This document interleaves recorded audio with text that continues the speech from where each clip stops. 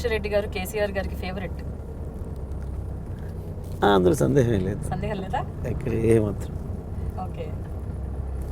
Sorry, మీరు ఏమన్నా ప్రత్యర్థుల మీద ఏ రకంగా మీరు దాడి చేయబోతున్నారని అడిగారు. అంటే ఏ రకంగా మిమ్మల్ని మీరు ప్రెజెంట్ చేసుకుంటున్నారు ప్రజలకు? ప్రధానంగా మీ చేత ఆ రోజే రిజెక్ట్ చేయబడ్డ వాళ్ళు 2014లో వీళ్ళు, మీరు ఏం ఆశించి నన్ను శాసనసభ్యుడిగా గెలిపించినరో మీరు ఆశించినవన్నీ కూడా నేను చేసినాను. 100% నేను చేసినా లేదో నాకు తెలియదు, కానీ 70-80% అయితే చేసినానని నేను భావిస్తూ ఉన్నా. అందుకే నాకు అవకాశం ఇవ్వండి నేను ఒక మాట చెప్తున్నాను. ప్రత్యర్థులకు మీకు ఎందుకు ఓటు వేయాలనో చెప్పండి, ఓటు వేస్తే మీరేం చేస్తారో చెప్పండి, ఇది అడగండి వాళ్ళను అని చెప్పి నేను ప్రజలకు రిక్వెస్ట్ చేస్తూ ఉన్నాను. మీరు ఏం చేసినారని గతంలో చెప్పి వాళ్ళ ఓట్లకు వస్తున్నారు, ఇవాళ వస్తే ఏం చేస్తామని చెప్తున్నారు. ఈ మాట మీరు అడిగితే చాలు అనే మాట నేను ప్రజలకు అప్పీల్ చేస్తున్నాను. వాళ్ళ మీద, నా ప్రత్యర్థుల మీద ప్రజల నుంచి బాగా స్పందన వస్తుంది. ఎందుకంటే ఎవరు కూడా వచ్చి ప్రజల్లో బహిరంగ సభలో మాట్లాడి గ్రామాలలో వచ్చి సమావేశాలు పెట్టి నాకు ఓటు వేయండి అని చెప్తున్న వాళ్ళు లేరు. ఇక వాళ్ళు డబ్బుల మీద ఇతర మార్గాల మీద ఆధారపడి పోటీ చేస్తున్నట్టు కనబడుతున్నారు తప్ప ప్రజల్ని ఒప్పించి ప్రజల్ని మెప్పించి ఓట్లు తీసుకుందామన్న భావన వాళ్ళకు ఉన్నట్టు కనబడడం లేదు. సో అదే నాకు ప్రధానమైన.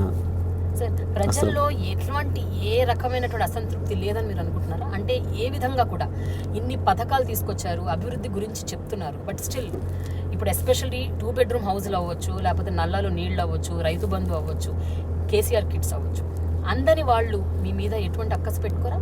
ఎలాంటి అసంతృప్తి లేదంటారా? సహజంగా ఉండేదే ఇది మామూలుగానైతే. అయితే ఇప్పుడు అవకాశం లేదు. ఎందుకంటే మేము ఇచ్చిన పథకాలు లెక్కలేనన్ని, ఒకటి కాకపోతే ఒక పథకం ఏదో ఒకటి వాళ్ళకి చేరింది. ఇక చాలా పథకాలు మొత్తం అందరికీ కామన్గా చేరినాయి. విద్యుత్తు అది ఎవరు కాదనలేని అంశం. జానారెడ్డి గారు, ఉత్తమ్ రెడ్డి గారితో సహా అందరికి ఉపయోగపడింది, అందరికి లాభం జరిగింది. అదేవిధంగా మంచినీళ్ళు, మిషన్ భగీరథ ద్వారా తెచ్చిన మంచినీళ్ళు అందరికీ ఒకటే ఉపయోగం జరిగింది. మిషన్ కాకతీయ అనే చెరువులు అందరికీ ఉపయోగపడింది.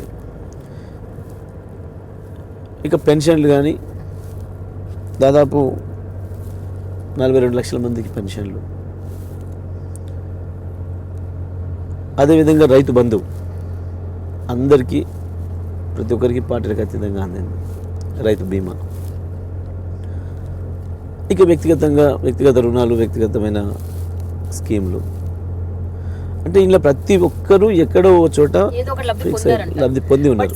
అక్కడ అడపా ఉన్న అసంతృప్తులు, లేకపోతే అయ్యో నాకు అందలేదే, నాకు చేరలేదే అనుకున్న ప్రజలకు మీరు ఏం చెప్పదలుచుకున్నారు? మేము ఈ విషయంలో చాలా స్పష్టంగా ఉన్నాం. ఎందుకంటే సీఎం గారు మాకు చాలా సందర్భాలు చెప్తారు, మీరు చేయగలిగిందే చెప్పండి, చెప్పిందే చేయండి, ఉంటే కడుపు నిండా పెట్టండి, లేదంటే మా దగ్గర లేదని చెప్పి దండం పెట్టండి. అంతే తప్ప చంద్రబాబు నాయుడు గారి లాగా ఉన్నది లేనట్టు, లేనిది ఉన్నట్టు, చేయంది చేసినట్టు ఇట్లాంటి భ్రమింపజేసే ప్రయత్నం ఎప్పుడు చేయొద్దు. ఎందుకంటే ఒక సందర్భంలో మా మినిస్టర్స్లో ఎవరో ఒకరు ఏదో ఒక ఇష్యూ మీద, సార్ ఇది కొంచెం చేసినట్టునే కనబడితే బాగుంటుంది సార్ అనేది అన్నారు. చాలా కోపానికి వచ్చినారు. ఏంటి చేసినట్టు కనబడితే చాలా అంటే ప్రజలకు చేయాలనే ఉద్దేశం లేదా మీకు? ఇట్లాంటి రాజకీయాలు బంద్ చేయండి, చంద్రబాబు నాయుడు రాజకీయాలు. చేయగలిగితేనే చెప్పండి, చెప్పింది మాత్రమే చేయండి. ఇది లేకపోతే మీరు ఎదగాలి చెబుతాం. ఈ రాజకీయ నాయకుడికి అనేది ఉండాలి, నాయకులకు ఎదగాల్సి ఉండాలి. అంత సీరియస్ చెప్పినారు. అట్లా మేము చేయలేనివి ఏమైనా ఉంటే కూడా మేము ముందే మేమే ఒప్పుకుంటున్నామని చెప్తున్నాను. ఇప్పుడు నేను ఊళ్ళోకి వెళ్ళినప్పుడు నేను ఉపన్యాసం చెప్తున్నాను, ఏమేమి చేసినామో చెప్తున్నాను. గత ఎన్నికల్లో మేము ఇచ్చిన మేనిఫెస్టో మొత్తం అమలు చేసిన విషయం చెప్తున్నాను. మేనిఫెస్టోకి సంబంధం లేకుండా తీసుకున్న అనేక అంశాలు, కళ్యాణ లక్ష్మి, షాదీ ముబారక్, కేసీఆర్ కిట్టు, హాస్టల్ స్కూళ్ళలో సన్నబియ్యం అన్నం, రైతు బంధు, రైతు బీమా, ఇవన్నీ కూడా ఇదే సందర్భంలో మేము ఇంకో మాట కూడా చెప్తున్నాను, నేను అందరికీ డబుల్ బెడ్రూమ్ ఇల్లు కట్టలేకపోయినాము. ఎందుకంటే ప్రభుత్వ నిబంధనలు ఆ రకంగా అప్పుడు పెట్టుకున్నాము. మీరు గ్రామాలకు వచ్చినప్పుడు అడిగినారు, మాకు వ్యక్తిగతమైన జాగాలు ఉన్నాయి, వాటిలో ఒకటి కట్టించండి అని చెప్పి మీరు అడిగినారు. ఆ విషయాన్ని కేసీఆర్ గారితో మేము ప్రస్తావించిన, వారు కూడా ఒప్పుకున్నారు. ఈ సంవత్సరం నుంచి తప్పకుండా వ్యక్తిగతంగా ఎవరికి వారికి సొంత జాగా ఉన్న వాళ్ళకి కూడా అనుమతిద్దాం, అక్కడ కూడా 5 లక్షలతో ఇల్లు కట్టిద్దామని చెప్పినారు. ప్రజలు స్వీకరిస్తున్నారు. మేమే హానెస్ట్గా చెప్తున్నాం కాబట్టి ప్రజలు స్వీకరిస్తూ ఉన్నారు. సార్, వస్తున్న సర్వే రిపోర్ట్ల గురించి మీరు ఏమంటారు? రకరకాల సర్వేల్లో మోస్ట్లీ 80% సర్వేల్లో టీఆర్ఎస్ ఈసారి రాదు అని అంటున్నారు. దాని గురించి మీరేమంటారు? ఆ సర్వే రిపోర్ట్ల గురించి.